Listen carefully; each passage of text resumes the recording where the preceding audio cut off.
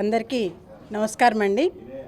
ఈరోజు 16వ డివిజన్లో గడప గడపకి తెలుగుదేశం తరపున ఎమ్మెల్యేగా కంటెస్ట్ చేస్తున్న నారాయణ గారి యొక్క అభ్యర్థిత్వాన్ని బలపరచమని, అదే రకంగా పార్లమెంట్ అభ్యర్థిగా కంటెస్ట్ చేస్తున్న విపిఆర్ గారిని, వేమిరెడ్డి ప్రభాకర్ రెడ్డి గారిని బలపరచమని గడప గడపకు వెళ్ళి ప్రచారం చేయటం జరుగుతోంది.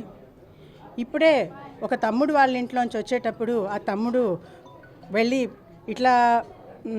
ఇట్లా సార్కి ఓటు వేయాలి అని అడిగితే, మేము గడప దిగి రోడ్డు మీద అడుగు పెడితే సార్ వేసిన రోడ్డు మీద అడుగు పడుతున్నామమ్మా.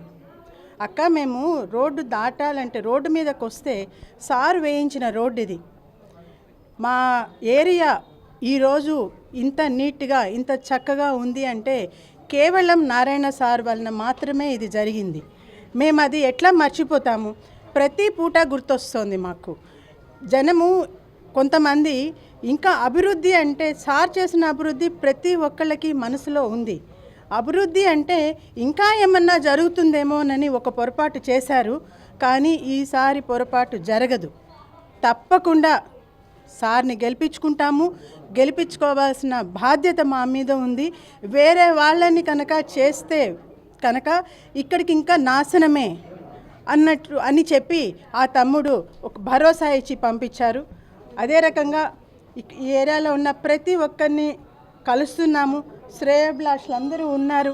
శ్రేయోభిలాషులందరూ వాళ్ళు తప్పకుండా ఈసారి మీరు ఎటువంటి శంక పెట్టుకోవాల్సిన అవసరం లేదు. తప్పకుండా రాబోయేది నారాయణ సారే.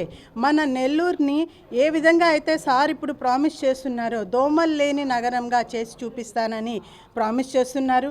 ప్లస్ స్మార్ట్ సిటీగా తీర్చిదిద్దుతాను, నెల్లూరుని మనకి ఇండియాలోనే one of the best cities లాగా తీర్చిదిద్దుతాము అని చెప్పి ఏ విధమైన ప్రామిస్ చేస్తున్నారో ఆ ప్రామిస్ మీద, ఆయన చెప్పిన మాట మీద మాకు నమ్మకం ఉంది, గురి ఉంది.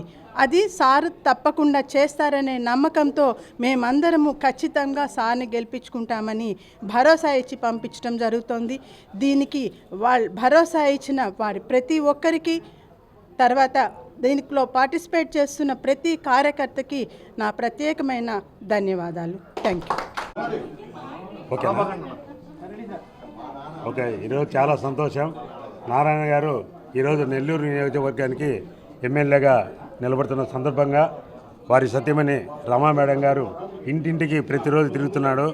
నారాయణ అంటే అభివృద్ధి, నారాయణ ఉంటేనే మనం అంతా సుఖంగా ఉంటామని, ఈ యొక్క దుష్ట పరిపాలన కాకుండా మంచి పరిపాలన రావాలంటే నారాయణ గారు ఎమ్మెల్యే కావాలి, మన అభివృద్ధి కూడా బాగా జరగాలని ప్రతి ఒక్కరిని కోరుకుంటున్నాను.